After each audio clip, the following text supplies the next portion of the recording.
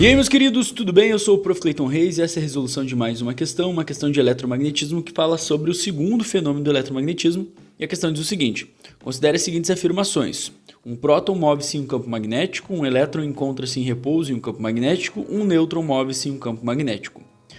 Em qual ou quais situações poderá agir uma força magnética sobre a partícula em questão?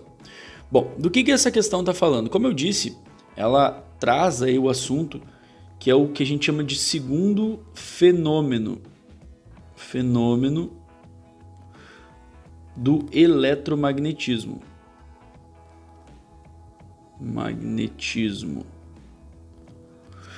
Segundo fenômeno do eletromagnetismo. E o que esse fenômeno ele nos fala, né? O que a gente tem que saber a respeito desse fenômeno? Em outras palavras, né, em algumas palavras a gente poderia dizer que ele fala o seguinte, que cargas elétricas em movimento dentro de campos magnéticos podem sofrer ação de forças magnéticas. E aí nós temos uma equação que esse segundo fenômeno traz, que é para calcular a força magnética de interação entre uma partícula carregada e um campo magnético.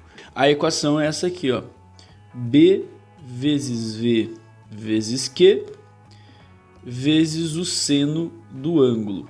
Só para a gente entender o que é cada uma das coisas aqui, vamos pegar o seguinte, ó. O B e o V é um produto vetorial aqui, né? A gente tem o B e o V. O B é o nosso campo magnético, que é onde a carga, né, vai estar inserida, onde a carga vai se movimentar.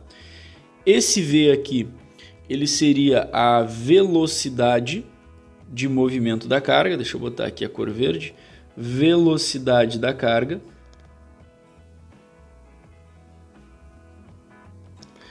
Esse Q aqui, ele seria justamente a carga da partícula. E esse seno aqui é o ângulo entre os vetores B e V. É o ângulo entre esses dois vetores que também importa, né? Caso esse ângulo seja 0 ou 180, por exemplo, a gente não tem força. Então, justamente o que acontece? A questão ela quer que a gente procure situações das três ali que foram informadas, nas quais haverá uma força, né? Poderá agir uma força magnética, interagir o campo magnético com essa carga. E para isso a gente precisa de todas essas coisas, né? De todos esses ingredientes, assim, podemos dizer, né? Nessa receita. Então, a primeira afirmação que ela diz: um próton move-se em um campo magnético. Olha a situação, né?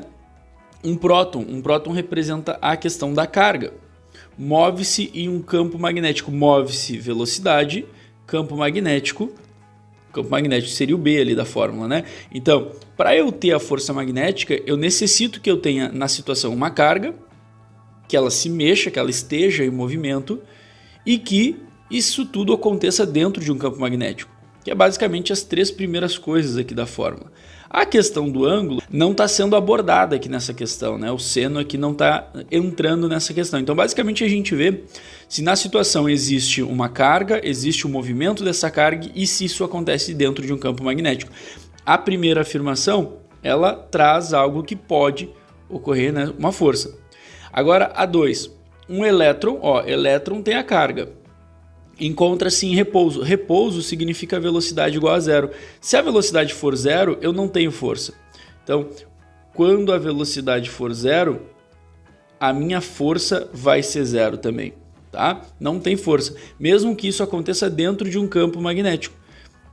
Então, essa situação não pode, por quê? Porque a velocidade da carga é zero.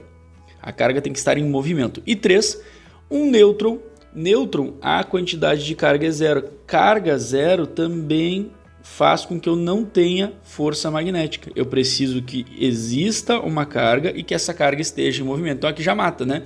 Ah, mas ela move-se dentro de um campo magnético, então ela tem as outras características. Beleza, mas isso aqui já faz com que não tenha, assim como nesse item a velocidade ser zero também já faz com que não tenha a força. Então a afirmação 3 também está errada, né? Também não vai me gerar uma força magnética.